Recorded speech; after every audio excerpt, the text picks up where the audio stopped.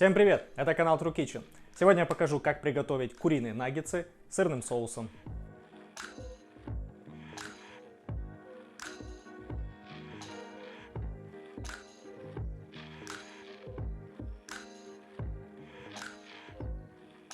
Для наггетсов я использую куриную филешку. Для начала зачистим от жира и остатков хрящей, костей, ну все, что может остаться. С малого филе удаляем жилку. Все обрезки, которые у нас в курице остаются, я сохраняю, бросаю в морозилку и потом использую для бульона. Как варить бульон, ссылка сейчас появится. Вдруг кто не знает, не умеет. Малое филе отделяем. Теперь важный момент. Для того, чтобы кусочки мяса у вас не были жесткими после тепловой обработки, нужно резать мясо поперек волокон. В данном случае волокна в основном идут от тонкой части к толстой части. То есть резать нам нужно на кусочки продольно. Наггетсы или стрипсы можно резать условно маленькими либо большими. Чаще всего наггетсы это вот небольшой высоты кусочки и стрипсы более длинные. Как режу я дома, когда делаю наггетсы? Куски примерно сантиметр толщиной. Вот такие вот. И, как я уже сказал, поперек волокон. Это очень важно.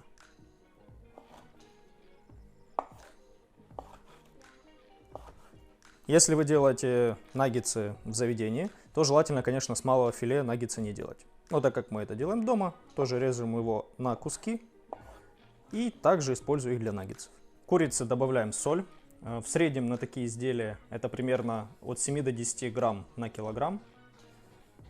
Здесь у меня примерно полкилограмма, так что добавляю 5 грамм. Столовая ложка подсолнечного масла.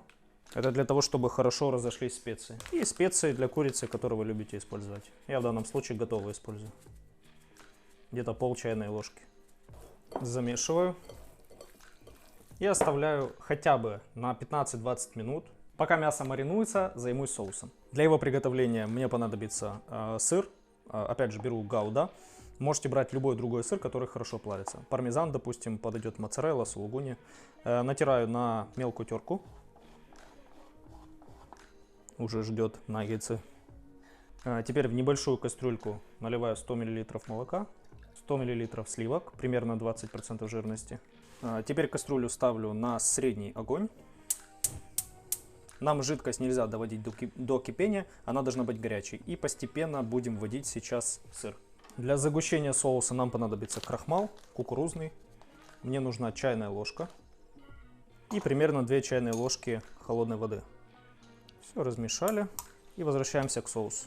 Начинаю постепенно добавлять сыр и вымешивать соус. Наша сейчас задача, чтобы сыр полностью растворился. Главное, не доводите до кипения, то есть если видите, что жидкость нагрелась, уже начинает чуть-чуть парить, уменьшайте огонь, потому что если закипит, у вас соус расслоится. Прогревал соус я примерно минуты 3. Теперь добавляю вымешанный крахмал с водой, ввожу постепенно, помешивая. Вот сразу соус моментально загустел. Его еще нужно поварить буквально минута 30 секунд. Тоже на маленьком огне. Теперь в соус добавляем чуть-чуть соли по вкусу. Немножко паприки. Если есть копченая, вообще замечательно. Немножко сухого чеснока. Примерно по третьей части чайной ложки. Вымешиваем. И на этом все. Соус готов. Пока мы готовили соус, прошло примерно 15-20 минут, может меньше. Теперь начинаем панировать наггетсы. Для этого мне понадобится мука, яйцо и сухари. Сухари, кстати, буквально в предыдущем видео снимал. Кому интересно, как их делать, посмотрите. Это те, которые, собственно, я делал. Теперь панируем курицу в муке сначала, затем в яйцо и после яйца в сухари. И вот такие вот у нас наггетсы получаются. Складываю их на сухую доску, чтобы они не прилипли.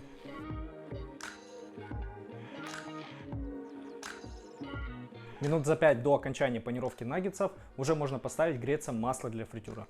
Наггетсы в таком виде можно заморозить, для того, чтобы жарить их тогда, когда вам надо. Но лучше панировать и жарить сразу, потому что вкус будет идеальный и гораздо лучше, чем если вы это заморозите. Поэтому рекомендую панировать и жарить сразу. Масло греем примерно до 150 градусов.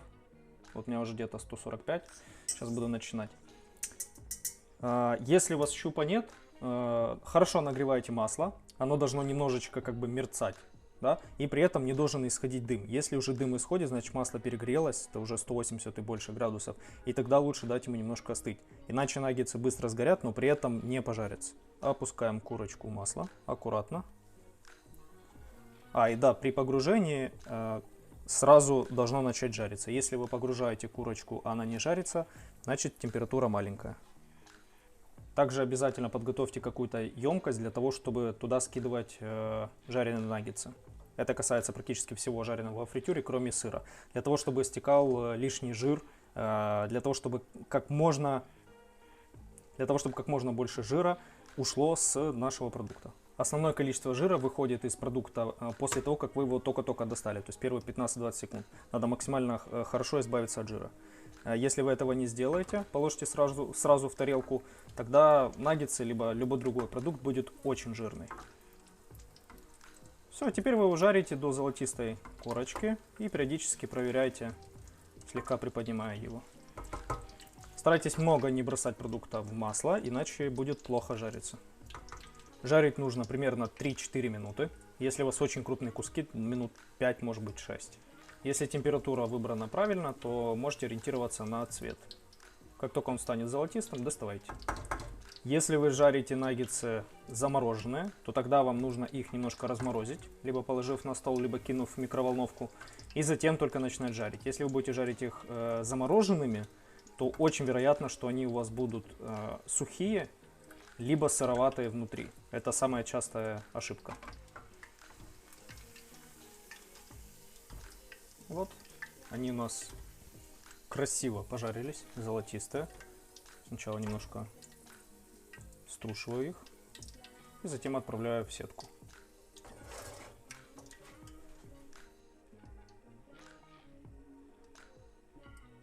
Вот, кстати, хочу обратить ваше внимание, если вы будете резать наггетсы правильно, поперек волокон, они у вас не будут вздуваться во время жарки, то есть они будут оставаться плоские и готовиться будут быстро.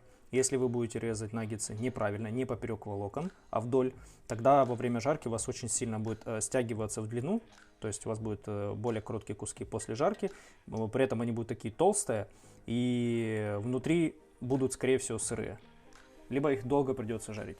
Поэтому резать нужно только поперек волокон. Все, дальше продолжаете жарить, проверяете масло. Если нагрелось, и у вас есть щуп, вы проверили, нагрелось, супер, продолжаем дальше жариться. Если нет, после каждой партии дайте хотя бы минуту, может быть чуть меньше, чтобы масло заново нагрелось.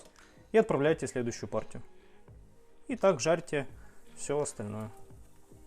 Когда наггетсы чуть-чуть постояли в сетке, я их складываю на тарелку, застеленную бумагой. И здесь еще остатки жира соберутся в салфетку. И так каждый слой наггетсов желательно простелить салфеткой. И как видите, здесь с них стекает с каждой порции чайная ложка масла точно. Наггетс чуть остыл. Он очень хрустящий. Сейчас послушайте насколько. И теперь разломаю, покажу, что внутри.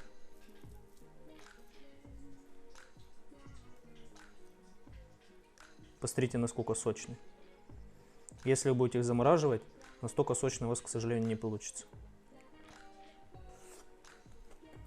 Я вам гарантирую, что вкуснее, чем дома, при таком способе вы нигде не найдете курицу. Никакой Макдональдс, KFC не сравнится. Это очень вкусно. А все потому, что свежеприготовленное и не замороженное.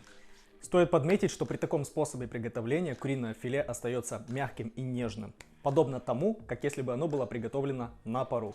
Кстати, если кому-то будет интересно посмотреть, как готовить что-то на пару, пишите комментарии. А теперь попробую с соусом.